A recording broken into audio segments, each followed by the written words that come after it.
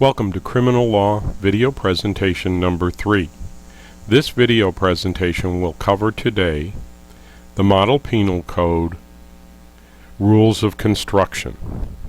Now, before you do anything else, I want you to hit the pause button and turn to 947-949 in the Dressler book and to read Rules 2.02 parens 1, parens 2, parens 3, parens 4, and parens 5.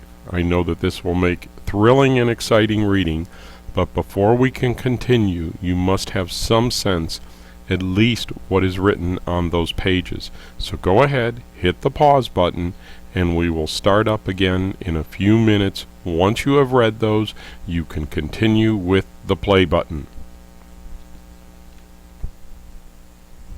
Okay, we're going to continue now, and we will start with section 2.02 parens 1, minimum requirements of culpability. This section reads simply, except as provided in section 2.05, a person is not guilty of an offense unless he acted purposely, knowingly, recklessly, or negligently as the law may require with respect to each material element of the offense. And as you noticed when you read over the rules, that purposely, knowingly, recklessly, or negligently were listed as the terms, the kinds of culpability that the Model Penal Code defines. So let's start with this. The very first section reads, except as provided in section 2.5. Well, this rule starts off with an exception. So this rule applies unless section 2.05 would apply. We are going to learn in the future that section 2.05 is a strict liability section. So unless that applies, a person is not guilty of an offense unless he acted with one of these terms of culpability. The next thing that we are going to notice about this rule is that these terms, purposely, knowingly, recklessly, or negligently, apply with respect to each material element of the offense. Now, we've talked about these already. So, an element of the offense, as the Model Penal Code defines it, means such conduct, attendant circumstances, or such a result of conduct. And we have talked about those, and we're going to talk about them again as we go through this section.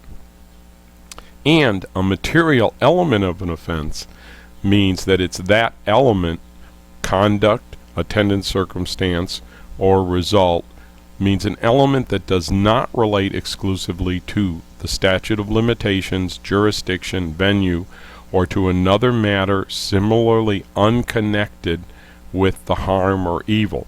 For your purposes, almost all elements as they are listed in offenses in the Model Penal Code and defenses are going to be material elements. Rarely will you see an element that involves the statute of limitations, jurisdiction, or venue. For our purposes, you can assume that 99% of the elements you will see are material elements. So let's go on. Let's take an example. Bigamy. 2030.1 bigamy. A married person is guilty of bigamy if he contracts or purports to contract another marriage. The first question to ask is, what is the conduct, attendant circumstances, or result of this offense? And what I always recommend doing is to break down this offense into its elements. Let's break it out into its parts, let's label them, and let's start to work with them. So we've got our statute, and the first element would be a married person. And that, as we know, is an attendant circumstance. That is a fact that would have to be proven. The next element is contracts or purports to contract. This is conduct. Finally, another, which is an attendant circumstance, because it can't be their own marriage. Finally, another attendant circumstance. You could list, if you wanted to, another marriage together. That would work just as well. Okay, so now let's see how our rule 2.02 would apply here. It says, except as provided in section 2.05. Well, for the moment, we're going to assume that 2.05 does not apply. Therefore, a person cannot be guilty of bigamy unless he acted purposely, knowingly, recklessly, or negligently with respect to each material element. So let's see what this rule really means. We've got our elements listed here: married person, contracts or purports to contract another marriage.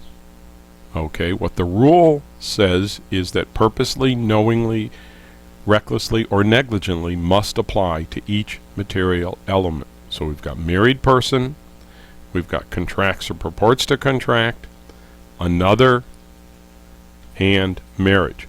What this really is telling us, in essence, is that for each material element there must be a term of culpability that goes with it.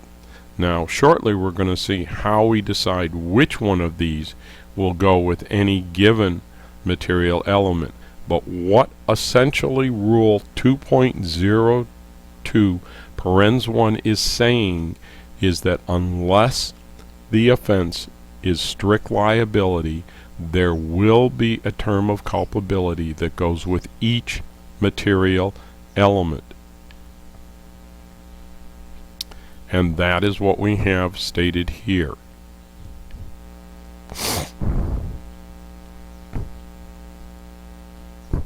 Okay, let's go on now. Now we're going to go on to talk about Rule 2.02 parens 3. Culpability required unless otherwise provided. When the culpability sufficient to establish a material element of an offense is not prescribed by law, such element is established if a person acts purposely, knowingly, or recklessly with respect thereto. This rule is creating default terms of culpability. That if nothing is stated in the statute, the term of culpability will be purposely, knowingly, or recklessly.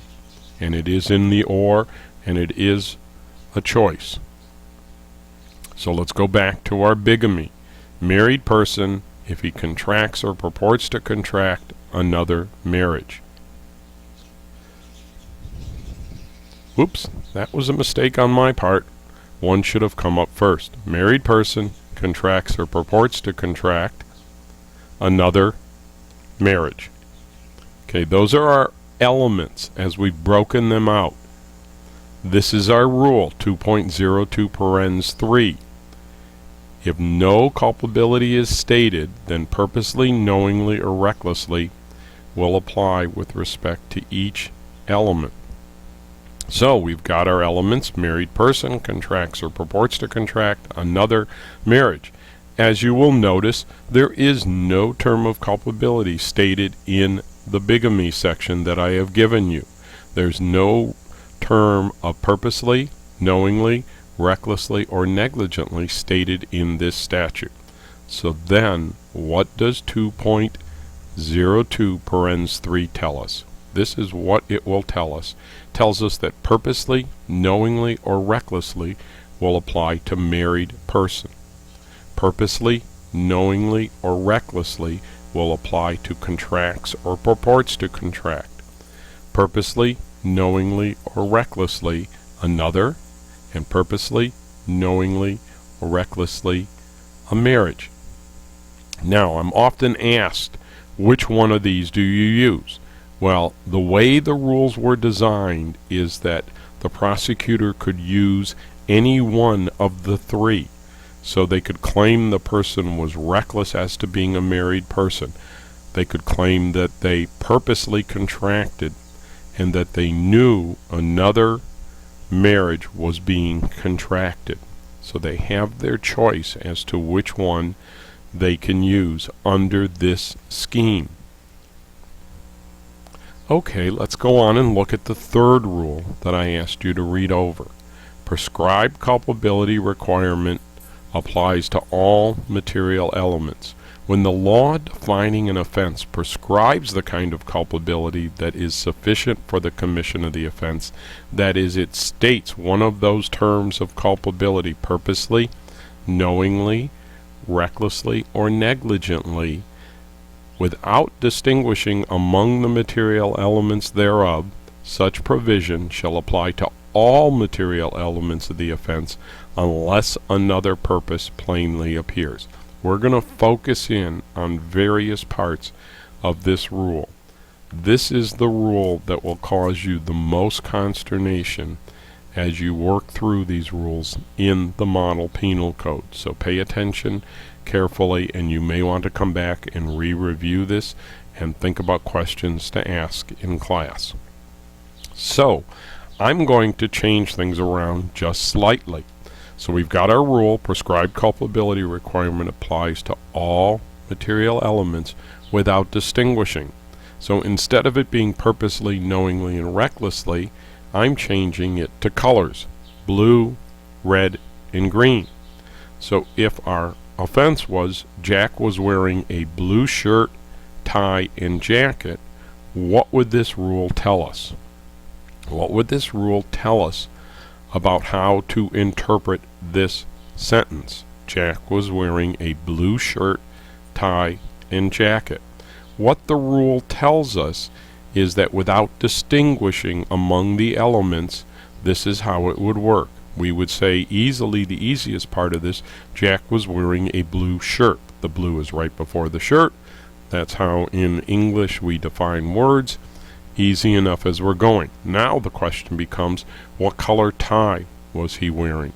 This rule tells us, because it doesn't distinguish and another purpose doesn't plainly appear, this rule tells us that he was wearing a blue tie. We continue to use blue as the defining color throughout without distinguishing, and it applies to all of them.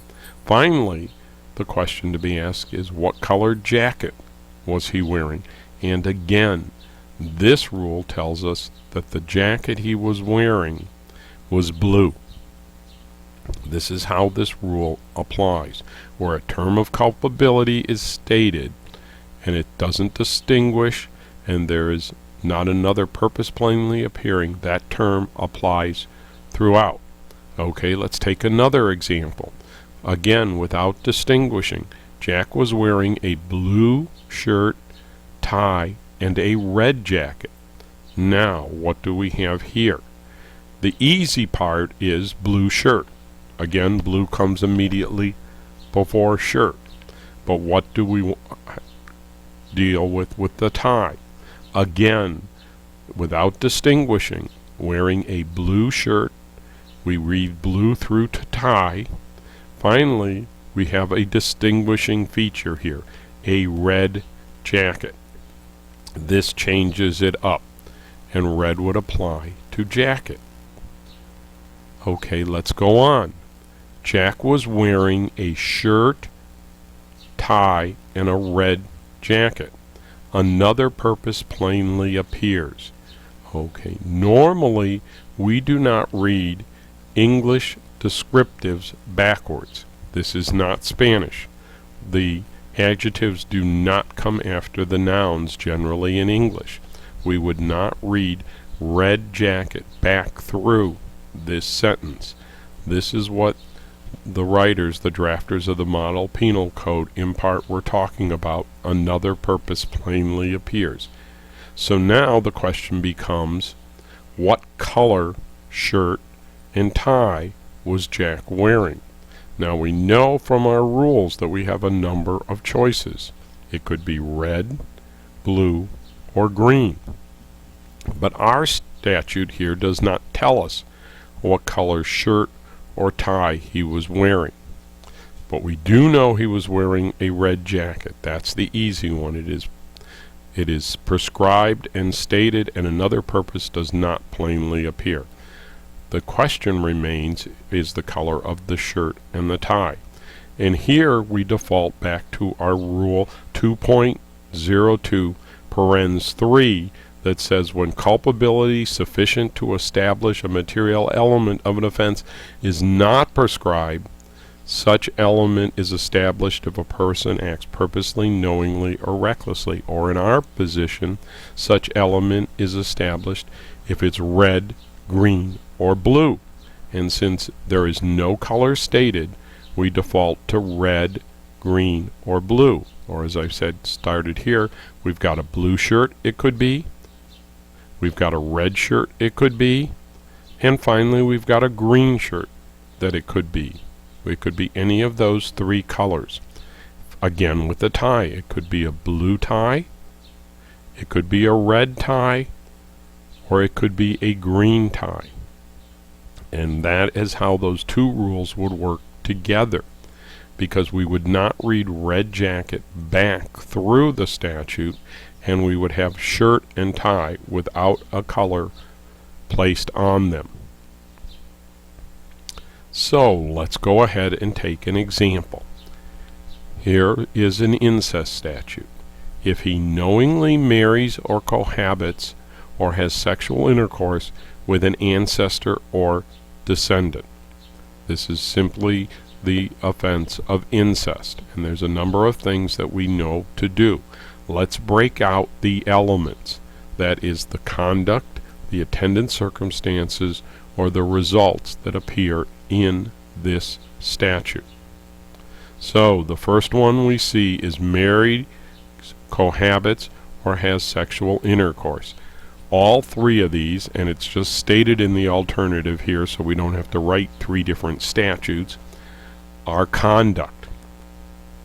The next element is ancestor or descendant, with a typo on my part. Ancestor or descendant. These are attendant circumstances. So now, what do we do with the term of culpability listed right here as knowingly? How do we apply that through this section? We've got our rule.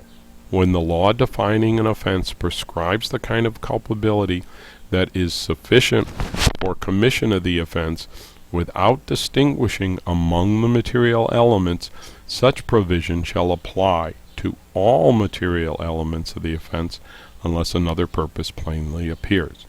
So let's go back. We've got knowingly, and knowingly is coming at the beginning here. So as a result of applying 2.02 parens 4, it does not appear that another purpose plainly appears, and it is not distinguished among the material elements. As a result of 2.02 parens 4, this is how it would work.